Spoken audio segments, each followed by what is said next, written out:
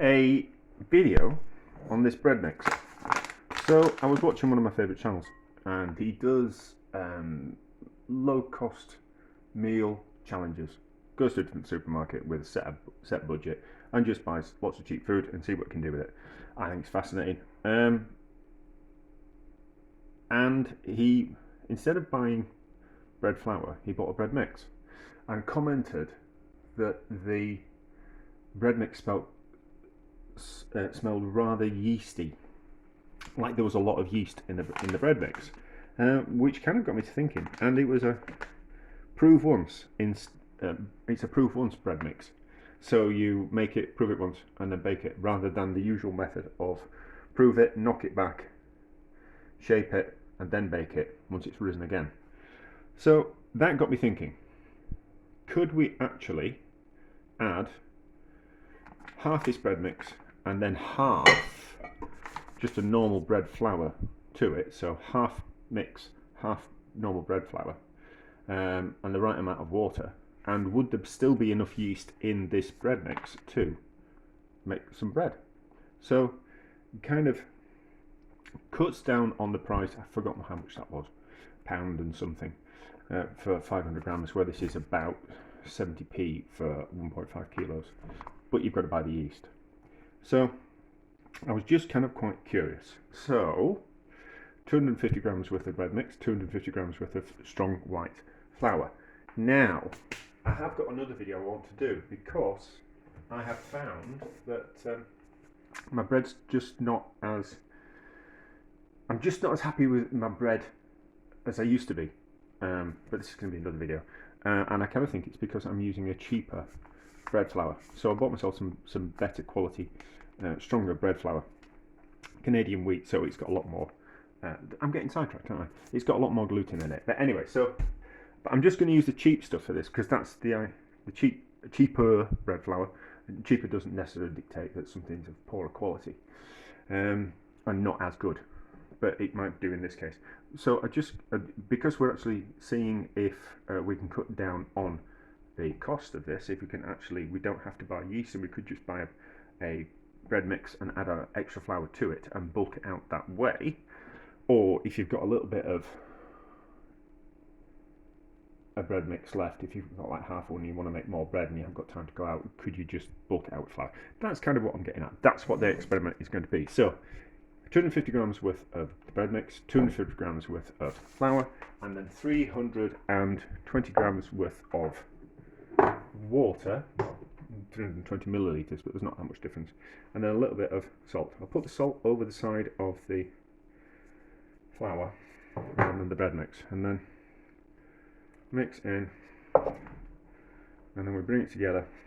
We'll leave it to rest for 5 minutes, and then we knead it for 10 minutes, and then I forgot what we do actually. What do we do? I haven't even got my reading glasses. Oh no, we're okay. If I hold it at the right distance. Knead for 5 minutes. Leave it. Oh, okay. Place on top of it. Let's read it properly. I'm not very good at reading. Add water, mix together 5 minutes to form a dough ball. Place the dough ball on a floured surface and leave for 5 minutes to rest. Yeah, that's what we kind of normally do. Knead and stretch for 2 minutes.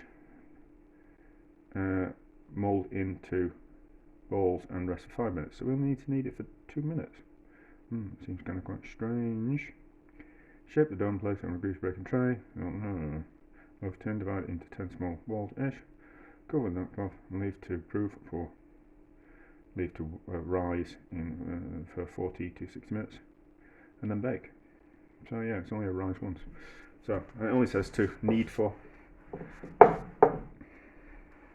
2 minutes, but I think we'll do more than that, because it's got the flour in, and we'll probably need to activate the gluten a little bit more. So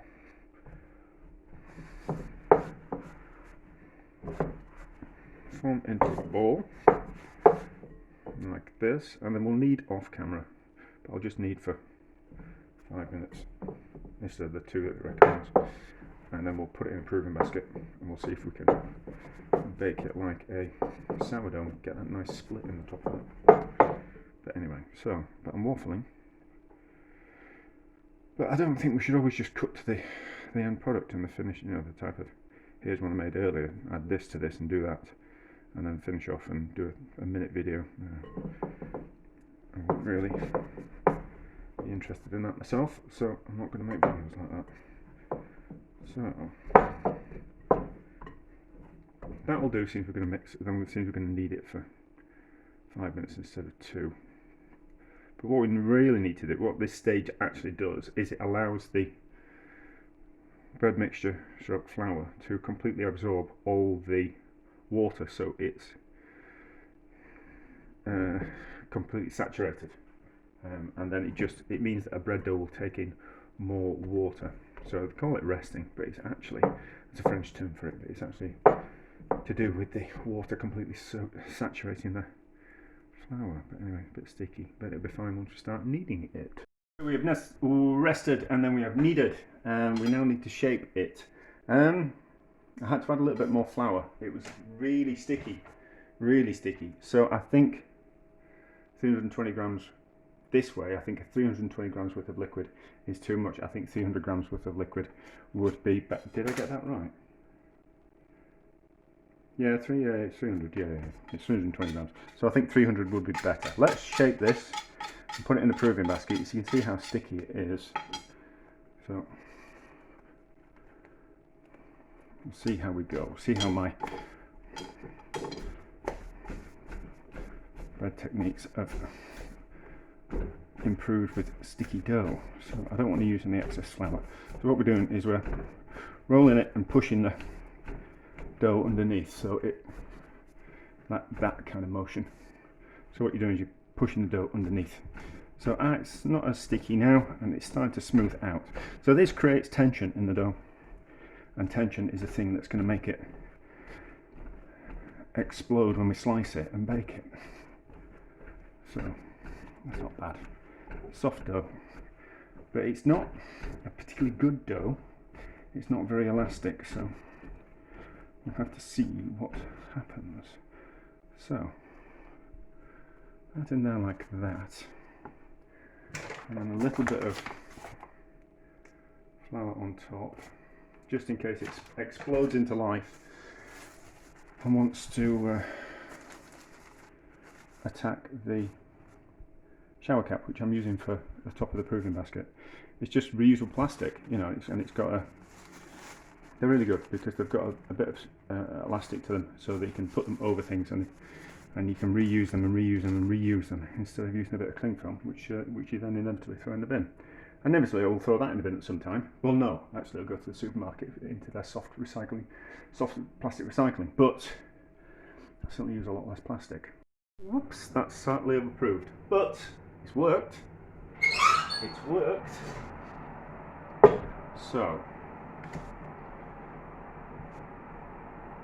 bread in, slice down one side. Hopefully we'll get that nice split open, but we'll see. I'm not having much luck with that at the moment. Oh, it's definitely overapproved, but anyway, so spray with a bit of water and then into the oven. 25 minutes on full temperature, and the cast iron pot's been in a preheated oven as well, so we'll see how that turns out. But it certainly worked, but I've slightly overapproved it. But we all make mistakes, don't we? I think we'll be ready. We're about there. We're 2 minutes off, 25 minutes. Oops, let's have a look. Oh, there we go. Well, it certainly worked, hasn't it? It certainly worked. Overapproved, but not to worry. Not to worry. Just get that out of the way, and it doesn't burn my board.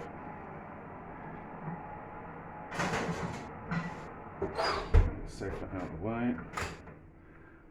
So, sounds alright now.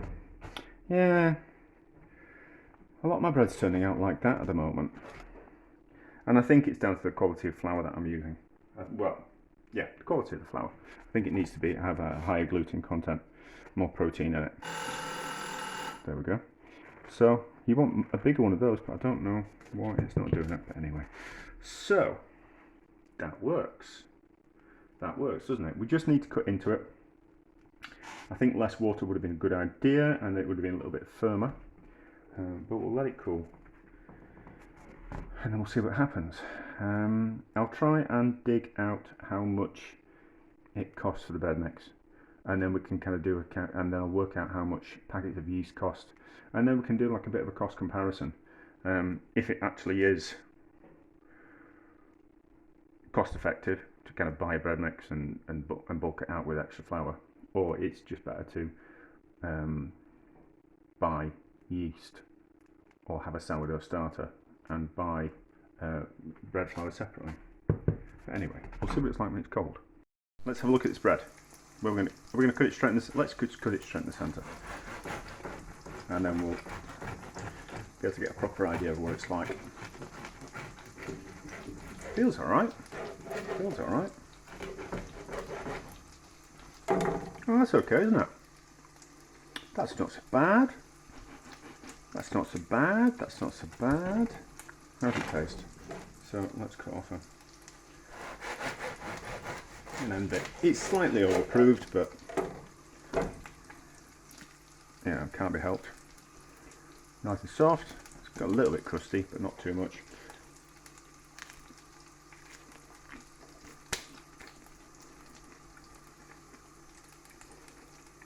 Yeah, it's nice. It's alright, is that? Nice and chewy. Like it's got something to it, you know.